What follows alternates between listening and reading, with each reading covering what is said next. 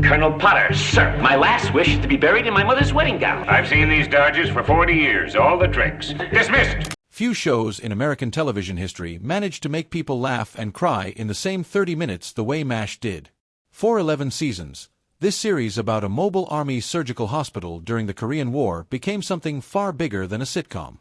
It became a cultural touchstone, a meditation on war disguised as comedy, and one of the most beloved ensembles ever assembled on the small screen.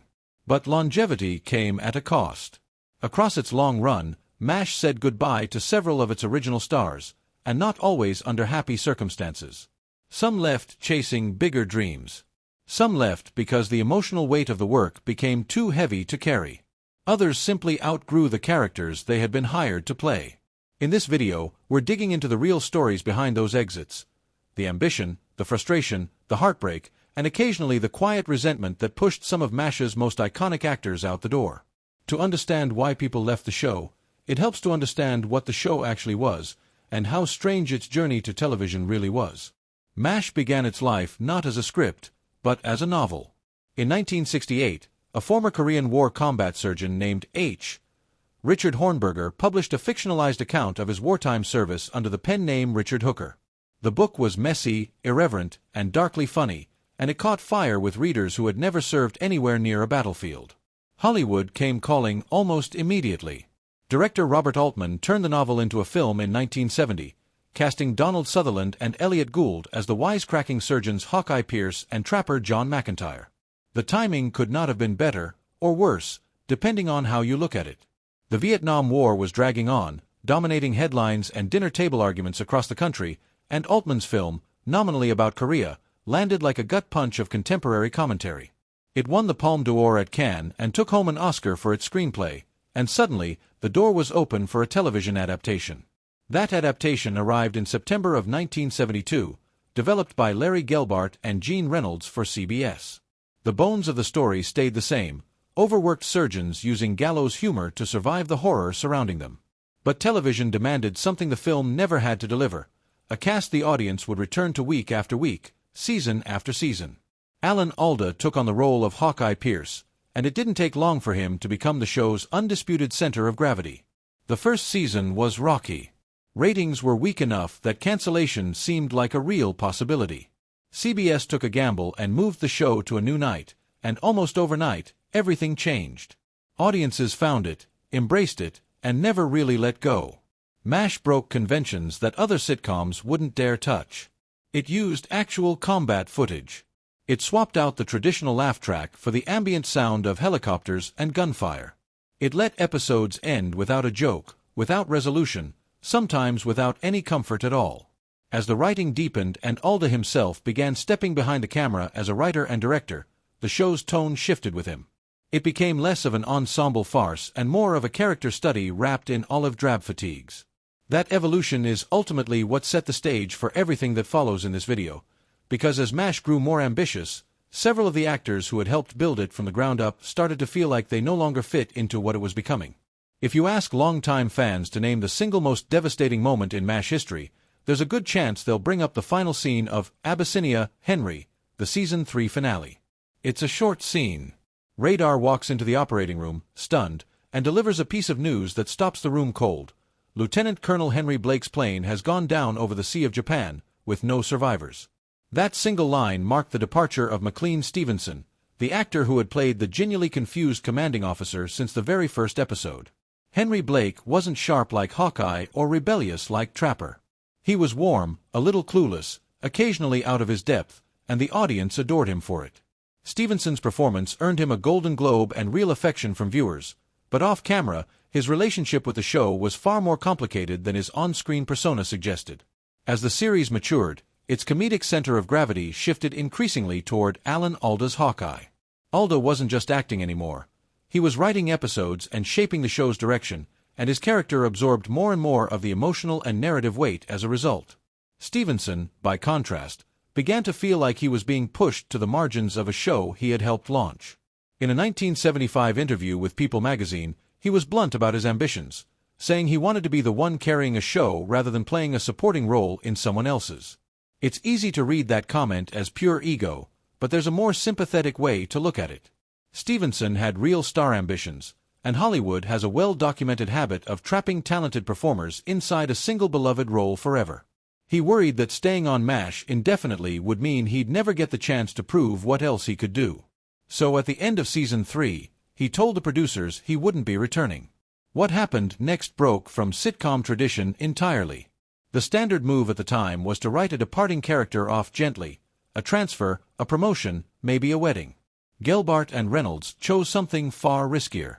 They wanted to remind audiences that MASH, underneath the jokes, was still a story about war, and that war doesn't always let its characters go home safely.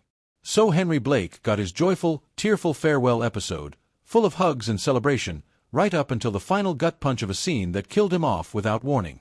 The reaction was immediate and enormous. CBS was flooded with letters, some praising the show for its honesty, others furious that a character they loved had been taken from them without any narrative mercy. Producer Larry Gelbart defended the choice by pointing out a hard truth: not everybody gets to go home from a war. As for Stevenson himself, his post-MASH career didn't go the way he'd hoped. He signed a deal with NBC and starred in his own sitcom, which was cancelled after a single season. A second attempt, Hello, Larry, fared even worse and became something of a punchline in television history. By 1983, in an interview with the Los Angeles Times, Stevenson admitted with striking candor that he had, in his words, taken himself out of the game. It wasn't just that his new projects had flopped. It was the dawning realization that MASH had been something rare and unrepeatable, and he had walked away from it at the height of its power.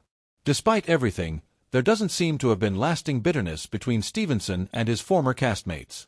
When he passed away in 1996 at the age of 68, tributes poured in, including warm words from Alda remembering him fondly. There's a certain irony in how his story ended up. The role he left in search of something bigger became the most enduring work of his career, precisely because of how unforgettably it ended. If McLean Stevenson's exit was loud, tearful, and impossible to ignore, Wayne Rogers' departure was the exact opposite: quiet, confusing, and handled with almost no closure at all. Rogers played Trapper John McIntyre, one half of the original comic duo that defined the show's earliest, loosest seasons.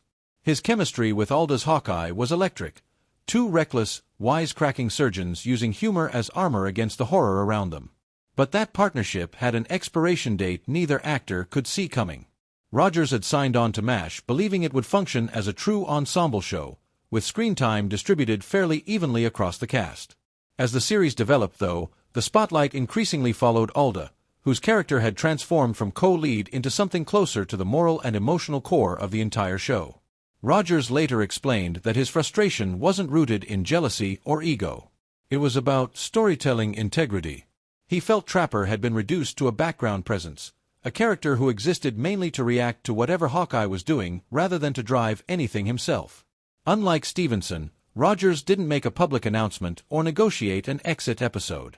He simply declined to renew his involvement after Season 3, and the news reportedly didn't fully reach the producers until shortly before Season 4 began filming. Adding another layer of strangeness to the situation, Rogers had apparently never signed a formal contract with the production. His entire arrangement had been built on a handshake. When producers threatened legal action for breach of contract, they discovered there was no actual contract to have been breached. The fallout was messy. Writers had to scramble to explain Trapper's absence, ultimately settling on a hastily written line establishing that he had been discharged while Hawkeye happened to be away on leave. There was no farewell scene, no goodbye party, no emotional send-off of any kind. For an audience that had just endured the death of Henry Blake only episodes earlier, losing Trapper with zero acknowledgement felt jarring and, to some, a little disrespectful. Into the resulting vacuum stepped Mike Farrell as B.J. Honeycutt, a character designed to be steadier and more emotionally grounded than the impulsive Trapper had been.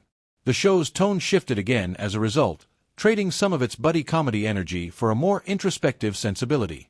Opinions remain divided on whether that trade was worth it, but there's a reasonable argument that MASH actually deepened as a result of Rogers' departure, even if it lost some of its earlier looseness in the process. Rogers, for his part, didn't vanish from public life after leaving the show. He continued acting for a period, but eventually pivoted toward an entirely different career: finance. He had studied history at Princeton, and he built a genuinely successful career as an investor, later becoming a familiar face on financial television as a panelist discussing markets and policy. Whatever tension had existed on set apparently didn't linger personally. Aldous spoke of him warmly in later years, calling him one of the smartest people he'd ever worked with. When Rogers passed away in 2015 at 82, Aldous' tribute described a friendship that had clearly outlasted whatever professional friction originally drove Rogers off the show. Not every departure from MASH was about ambition or creative disagreement. Some were about survival in a much more personal sense, and no story illustrates that better than Gary Burghoff's. Burghoff played Radar O'Reilly, the company clerk with an almost supernatural ability to anticipate incoming helicopters and his commanding officer's every request before it was spoken aloud. Radar was innocent in a way none of the other characters could afford to be, a teddy bear tucked under one arm as a visual shorthand for the childhood the war had stolen from him. He was, in many ways, the emotional glue holding the ensemble together. Notably, Burghoff was the only actor from the original 1970 film to carry his role over into the television series, and he used that continuity to deepen the character considerably.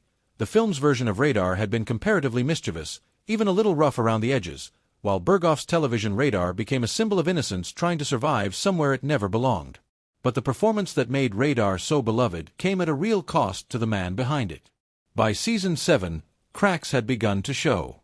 The relentless production schedule, combined with Burghoff's own perfectionism, wore him down in ways that weren't publicly discussed at the time the way they might be today. He struggled with anxiety and depression during a period when mental health simply wasn't something actors talked about openly, and the demands of the show only compounded the strain. There was also the matter of family. By the late 1970s, Burghoff was married with a young daughter, and the punishing hours on set meant long stretches away from home. He later admitted that missing pieces of his daughter's early childhood was a regret that never fully faded. Co-star Mike Farrell reflected on this years later, recalling that Burghoff often felt he wasn't receiving the appreciation he deserved, while also noting that the rest of the cast likely respected him more than he realized at the time. Contract disputes added more friction. Burghoff wanted better pay, more flexibility in his schedule, and reduced screen time to protect his personal life. Producers, keenly aware of how central Radar was to the show's emotional core, tried to accommodate him where they could, even granting additional time off in later seasons. It wasn't enough. By season 8, Burghoff had made the difficult decision to leave for good. Unlike Wayne Rogers, Burghoff was given a proper send-off. The two-part episode, Goodbye, Radar, remains one of the most emotionally devastating storylines in the show's run. Radar returns from leave to find the unit struggling in his absence, tries in his usual way to fix everything single-handedly, and ultimately accepts that it's time to go home to care for his mother and his family's farm. The final image, Radar walking away, silhouetted against the Korean sky, his teddy bear left behind on Hawkeye's bunk, needed no dialogue to land its emotional weight. After leaving MASH, Burghoff largely stepped back from the spotlight. A short-lived spin-off called Walter, imagining Radar as a small-town police officer, failed to find an audience. Eventually, Burghoff walked away from Hollywood almost entirely, turning his attention toward painting, wildlife conservation, and inventing. He holds several patents, including one related to fishing tackle design. He later summarized his decision to leave MASH simply: family and burnout drove him to want his life back. Today, he lives quietly, rarely granting interviews, occasionally surfacing at a convention where fans still remember the wide-eyed clerk who could hear trouble coming before anyone else. Not every exit from MASH was fueled by frustration over shrinking screen time. Sometimes an actor simply reached the natural end of what a character could offer, and that's the best way to understand Larry Linville's departure.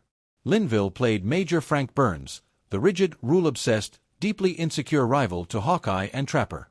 Burns was designed to be unlikable in an entertaining way, pompous, sycophantic, carrying on a not-so-secret affair with Major Houlihan, and consumed by his own inferiority complex. For the show's earlier, broader comedy seasons, that one-note villainy worked beautifully as a foil to the show's more sympathetic characters. But as MASH matured and its other characters gained emotional depth and nuance, Frank Burns largely stayed exactly where he started. His insecurities never evolved. His prejudices were never seriously challenged or explored. Linville, an actor with considerably more range than the role allowed him to demonstrate, began to feel the limitations of playing a character who was, by design, incapable of growth. By the end of season 5, Linville made his decision. He would not be renewing his contract. He wasn't fired, and there's no indication he was pushed out. By his own account, he felt he had taken the character as far as it could go. Removing Frank Burns from the show had a ripple effect on its overall tone. Without a cartoonish antagonist to lean on, the writers were freed to find comedy and conflict in more grounded human places, drawing humor from irony rather than slapstick cruelty. Many people consider Linville's exit a genuine turning point in the show's evolution from a very good sitcom into something more ambitious. That doesn't mean his departure went unfelt. For 5 seasons, Frank Burns had provided both comic relief and dramatic tension, and losing him meant the show had to find a new rhythm. Rather than address his exit within the story, the writers quietly explained it away as an off-screen promotion, a low-key send-off for a character whose presence had nonetheless shaped the series' first half. Linville continued working steadily in television and film afterward, but he never landed another role with the same visibility or cultural staying power as Frank Burns. Frank Burns's exit created a gap that needed filling, and the show answered with an entirely different kind of antagonist. Charles Emerson Winchester III, introduced in Season 6 and played by David Ogden Stiers, was cultured, brilliant, arrogant, and fiercely private, less a cartoon villain and more a genuine challenge to the show's established dynamics. Stiers brought remarkable restraint to the role. What initially read as insufferable snobbery slowly revealed itself as a defense mechanism for a man quietly reckoning with the brutality of war, one patient at a time. Winchester wasn't designed to be liked in the way Hawkeye or Radar were liked. He was designed to remind viewers that no one, no matter how refined or self-assured, comes through a war zone unchanged. What sets Stiers' story apart from most of the others in this video is that he didn't leave under any cloud of tension or unresolved frustration. He stayed with the show all the way through its final episode, one of only a handful of actors to do so. His closing scene, teaching a group of Chinese prisoners of war to appreciate Mozart, remains one of the most quietly beautiful moments in the show's history, a fitting final note for a character built around unexpected humanity.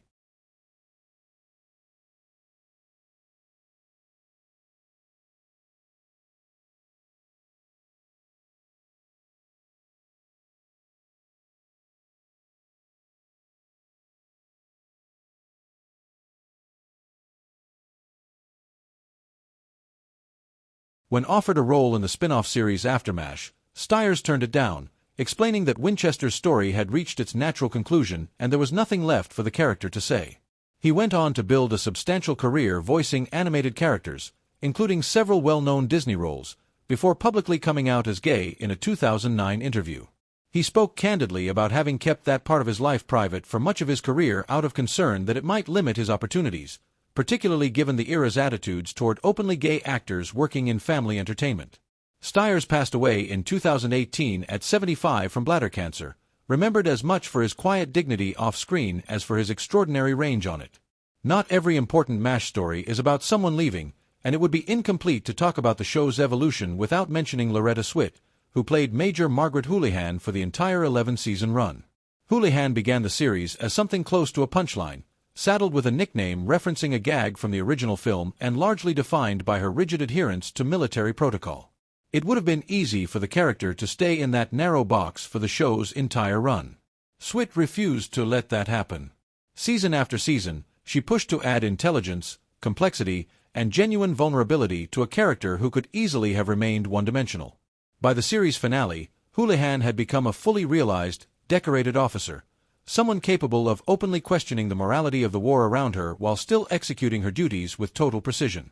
Swit was one of only 4 actors to appear in both the original pilot and the series finale, staying through every cast change chronicled in this video. In a show where so many of the male leads eventually walked away for reasons ranging from ambition to burnout, Swit's persistence gave MASH one of its most quietly important through lines, proof that a character written as a joke could become one of the show's most respected figures through sheer force of performance. Looking back across 11 seasons and all these departures, a pattern starts to emerge. MASH wasn't just a workplace comedy that happened to be set during wartime, it was a series constantly renegotiating what it wanted to be, and that constant evolution put real pressure on the people bringing it to life. McLean Stevenson wanted to be a leading man and paid a steep price chasing that dream. Wayne Rogers wanted fairness in a show that had stopped being an ensemble and walked away rather than compromise. Gary Berghoff gave everything he had to a role that nearly broke him and finally chose his family over his fame. Larry Linville aged out of a character with nowhere left to grow. David Ogden Stiers got the rare privilege of finishing his story exactly as he wanted to. And Loretta Swit proved that staying and transforming a role from within could be just as powerful as any dramatic exit. What ties all these stories together isn't scandal or betrayal, despite how dramatic some of these exits might sound on the surface. It's the simple, human reality that people change, priorities shift, and sometimes the very thing that makes a show great, its willingness to evolve, is the same thing that makes it impossible for every original cast member to stay for the whole ride. MASH endured for 11 seasons not in spite of these departures, but in some ways because of how it handled them, using loss and change as storytelling tools rather than obstacles to ride around.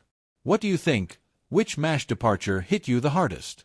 Let us know in the comments below, and if you enjoyed this deep dive into the history behind one of television's most enduring shows, don't forget to like, subscribe, and turn on notifications so you don't miss the next one.